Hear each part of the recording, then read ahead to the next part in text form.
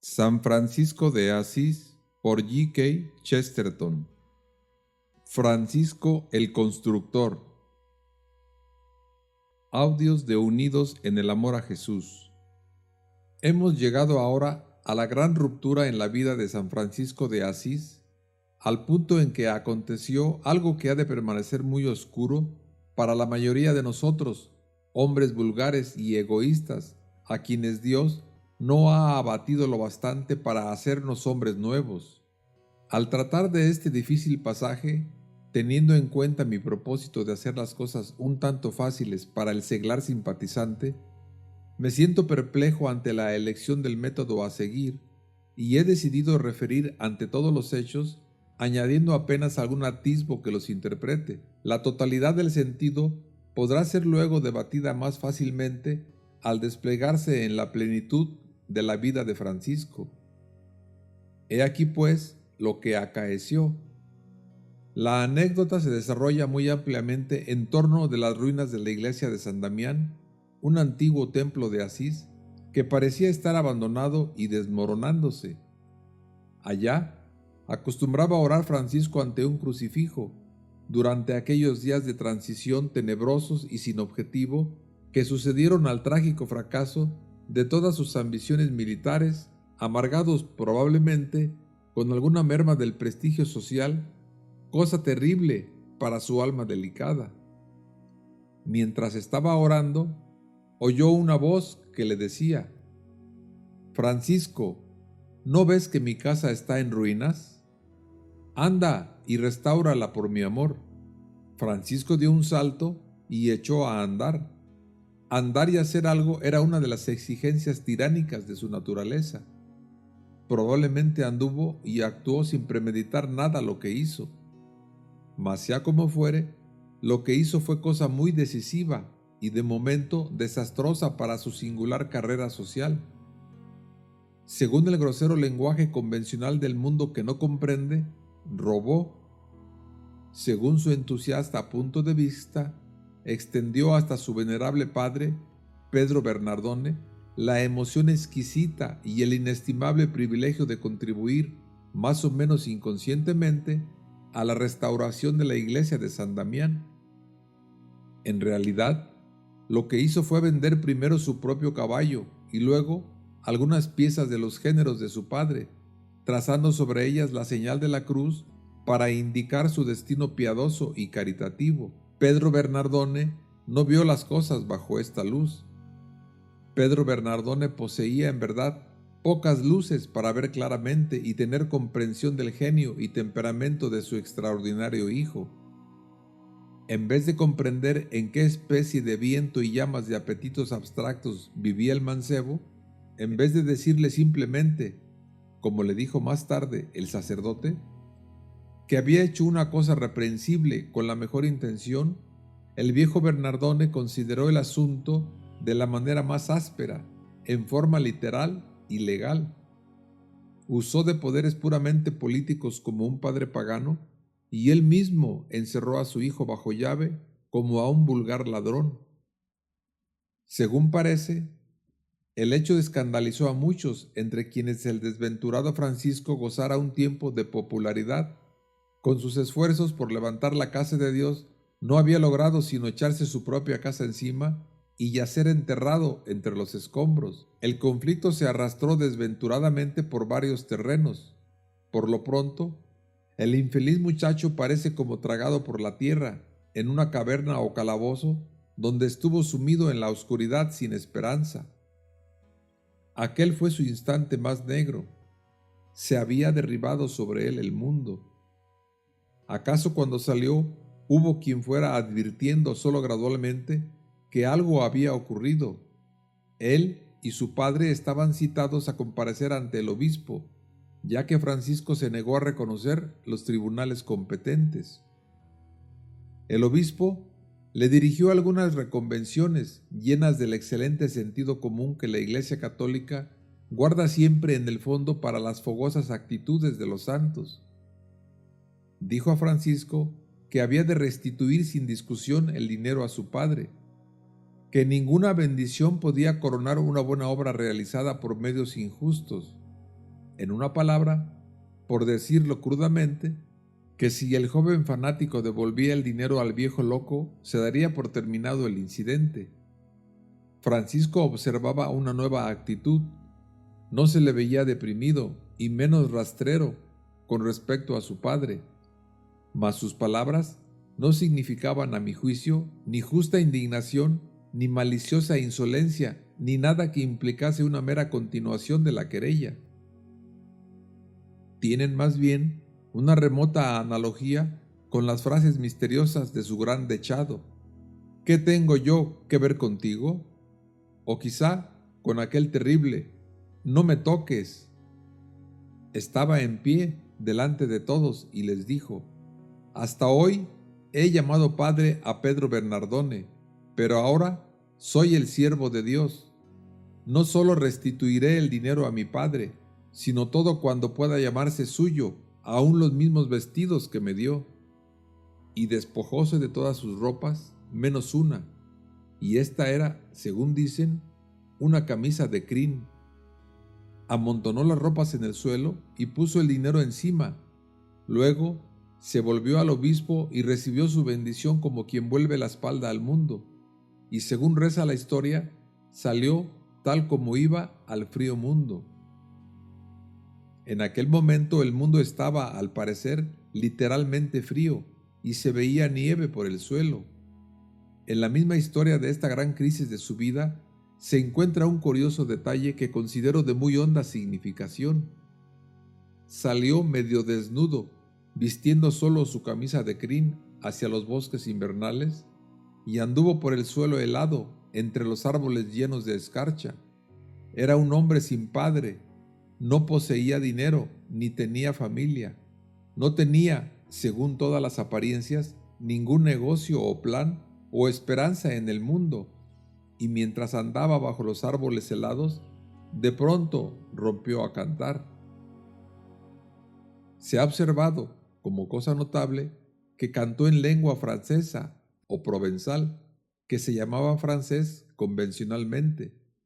No cantó en su lengua nativa, y precisamente en su lengua nativa cobró más tarde fama de poeta. Ciertamente, San Francisco es uno de los primeros poetas nacionales en los dialectos auténticamente nacionales de Europa, pero entonces cantó en la lengua con que identificara sus más juveniles ardores y ambiciones. Era para él, eminentemente, la lengua del romanticismo. El hecho de que brotara de sus labios en aquel momento extremo me parece a primera vista cosa muy singular, pero después de profundizar en ella, sumamente significativa. Trataré de sugerir en el próximo capítulo lo que significaba o hubiera podido significar, y bastará con indicar aquí que toda la filosofía de San Francisco se mueve en torno de la idea de una nueva luz sobrenatural iluminando las cosas naturales, que implicaba la conquista definitiva, no la definitiva renuncia de tales cosas. Y para el propósito de esta parte puramente narrativa de aquel hecho, bastará con recordar que mientras vagaba por el bosque invernal vistiendo su camisa de crin, como el más áspero de los ermitaños, cantó en el lenguaje de los trovadores.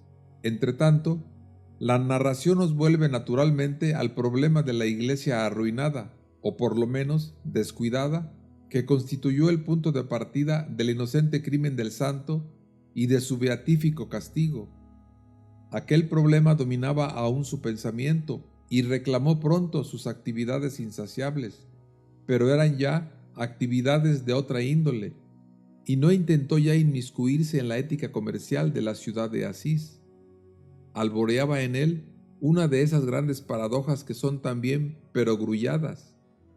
La manera de construir un templo no consiste en andar mezclado en disputas y cuestiones legales, harto desconcertantes para Francisco. La manera de construir un templo no consiste en pagar por ello con dinero propio, y mucho menos con dinero ajeno. La manera de construir un templo consiste en construirlo. Púsose a recoger piedras por sí mismo. Rogó a todos los que encontraba que le diesen piedras. De hecho, resultó una nueva suerte de mendigo, invirtiendo la parábola. Un mendigo que no pide pan, sino una piedra. Probablemente, como le aconteció muchas veces en el curso de su existencia extraordinaria, la misma singularidad de la súplica le dio una especie de popularidad, y toda suerte de gente desocupada y dada a lujo tomó a pecho el proyecto como si se hubiese tratado de una apuesta. Trabajó él con sus propias manos en la reconstrucción de la iglesia, arrastrando el material como una bestia de carga y aprendiendo las más rudas y bajas lecciones del trabajo. Se cuentan muchas historias de Francisco referentes a este y a otros periodos de su vida, pero para nuestro propósito, que es de simplificación, parece mejor detenernos en esta nueva entrada definida de San Francisco en el mundo por la angosta puerta del trabajo manual. Corre, ciertamente, por el conjunto de su vida una especie de doble sentido, como su propia sombra en un muro.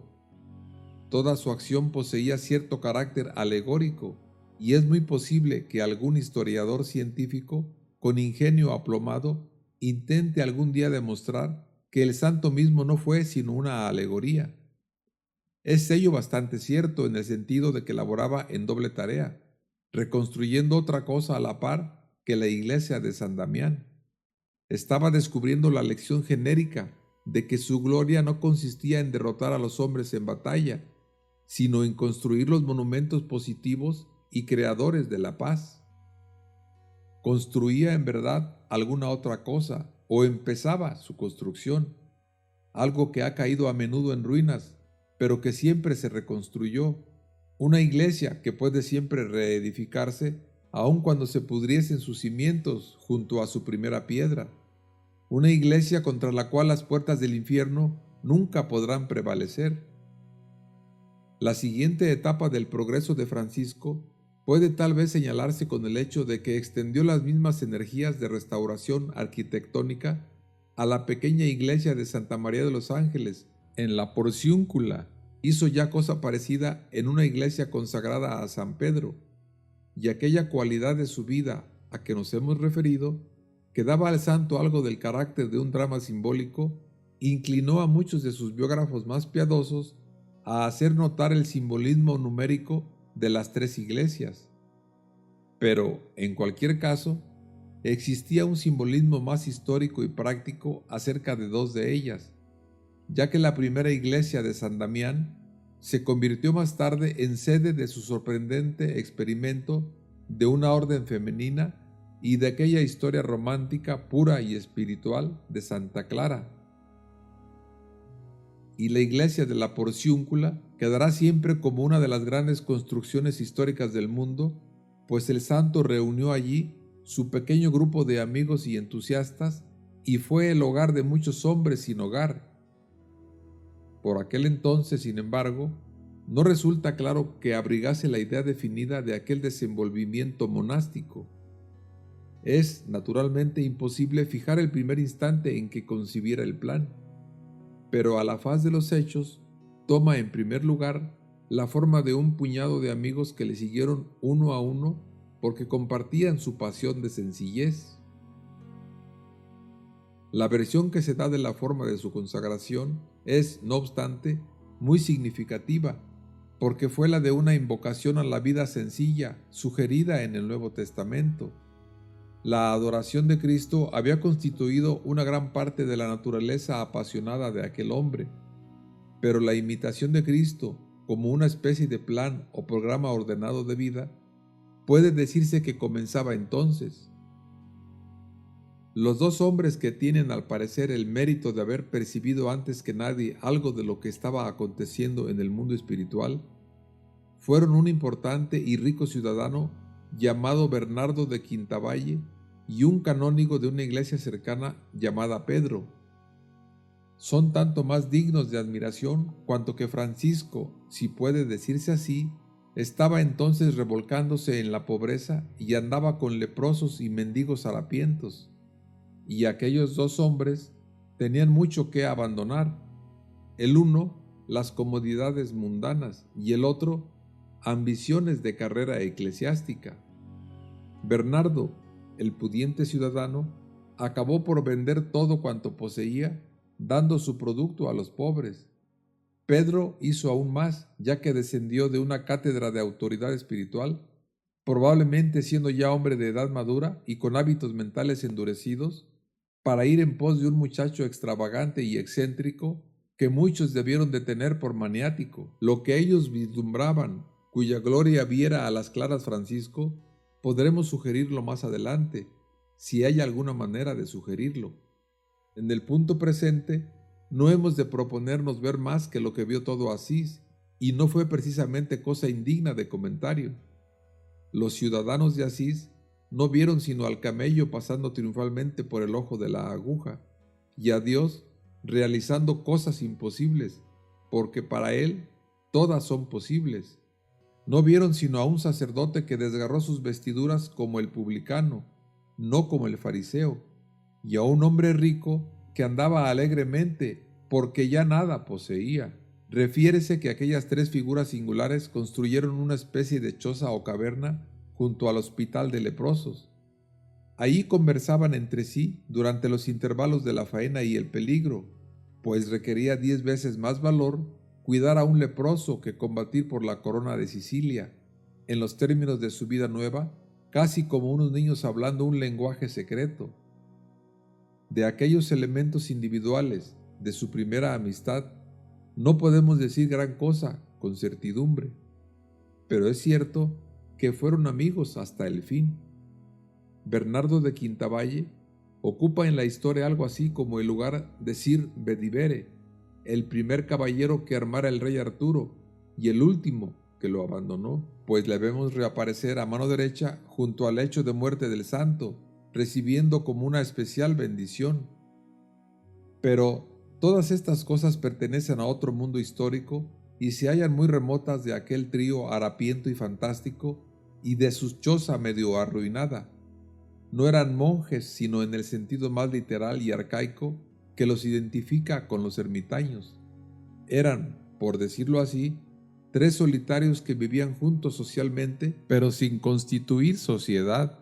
Todo aquello poseía un carácter intensamente individual, y visto por fuera, parecía indudablemente individual hasta la locura, pero puede sentirse, según ya he dicho antes, el vibrar de algo que lleva en sí la promesa de un movimiento o de una misión en el hecho de aquella apelación al Nuevo Testamento.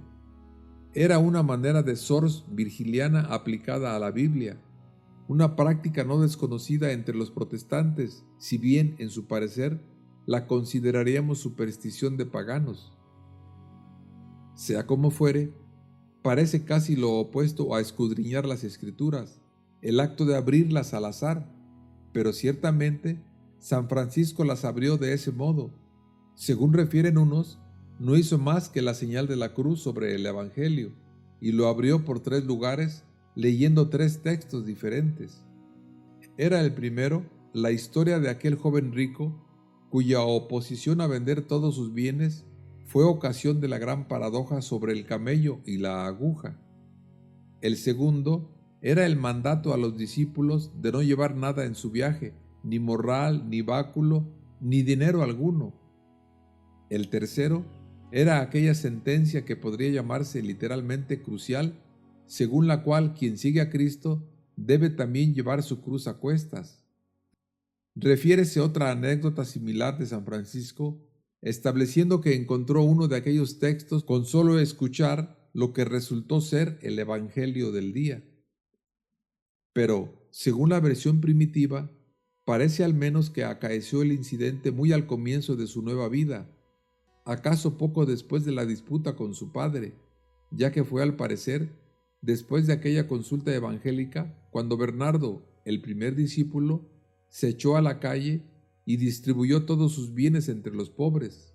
Si acaeció así, parecería que nada siguió a aquel hecho sino la ascética vida individual con la choza por ermita. Debió de ser, por supuesto, una ermita bastante pública, pero no dejaba de estar, sin embargo, en un sentido muy real, retirada del mundo.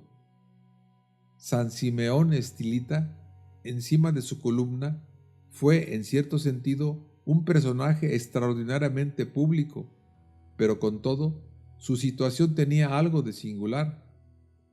puede suponerse que muchos debieron de tener por singular la situación de San Francisco, que algunos la tuvieran aún por excesivamente singular. Pero existía ciertamente en toda sociedad católica algo profundo y aún subconsciente que la hacía al fin capaz de comprender mejor aquella situación que cualquier sociedad pagana o puritana. Mas en este punto, creo que no debemos exagerar aquella simpatía pública potencial.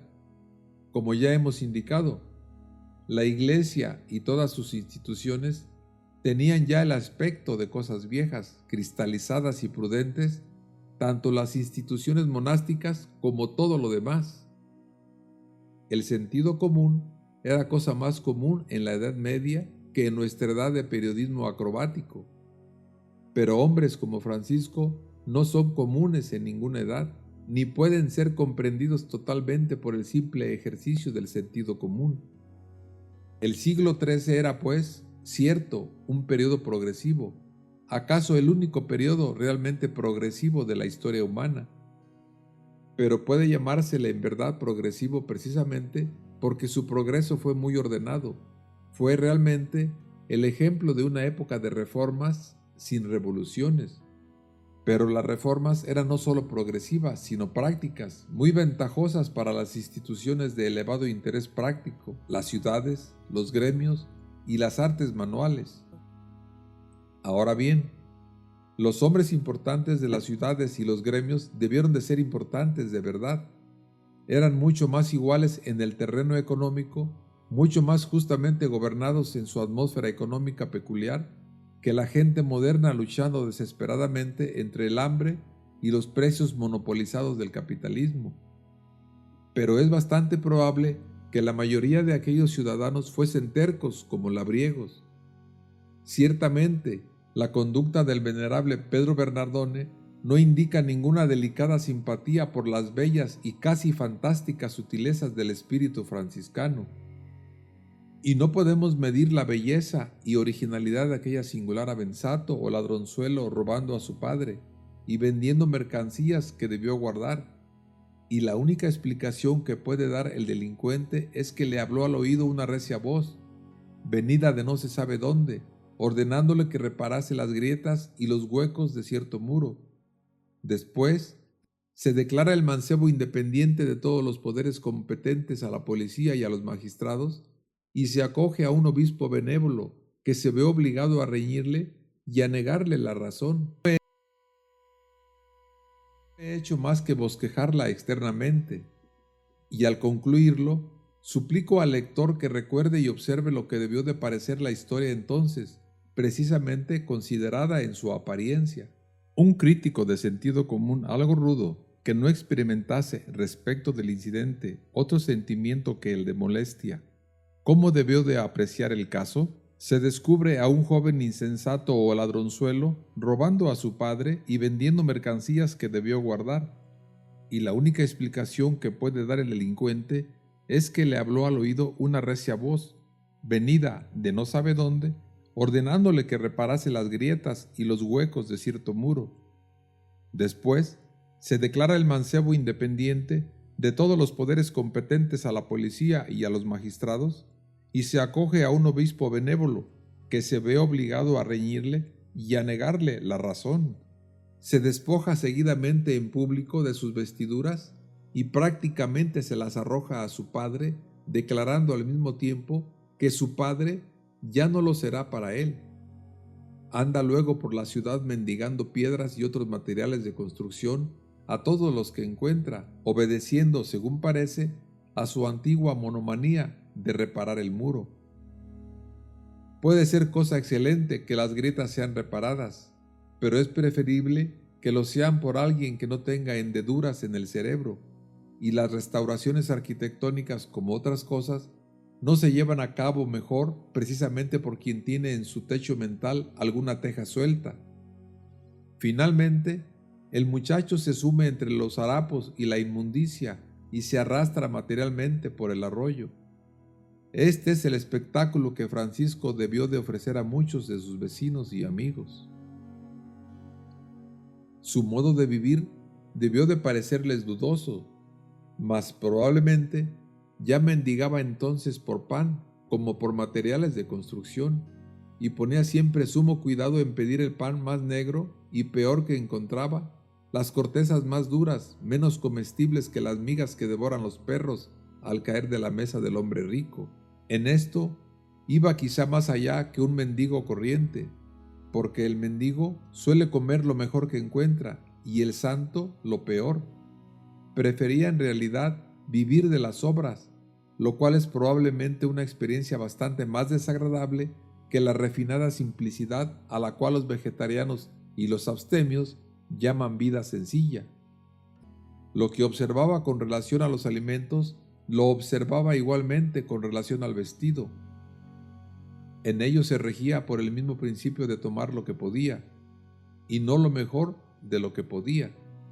Según reza una historia, trocó sus ropas por las de un mendigo, y le hubiera satisfecho sin duda trocarlas por las de un espantapájaros. Según refiere otra versión, echó mano a la áspera túnica parda de un labriego, pero debió de ser solamente porque el labriego le dio su túnica parda más raída, que en verdad había de serlo mucho.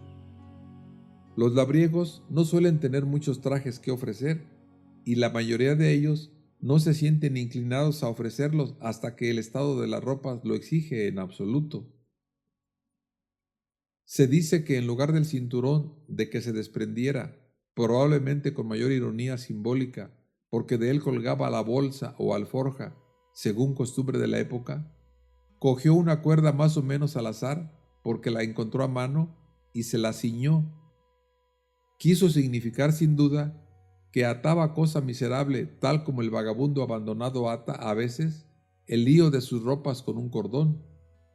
Quiso acentuar la nota de recoger sus ropas de cualquier modo, como harapos hallados en unos armarios polvorientos. 10 años después, aquel vestido improvisado era el uniforme de 5,000 hombres, y 100 años más tarde, para mayor solemnidad pontificial, llevaron a enterrar al gran Dante cubierto con igual vestidura.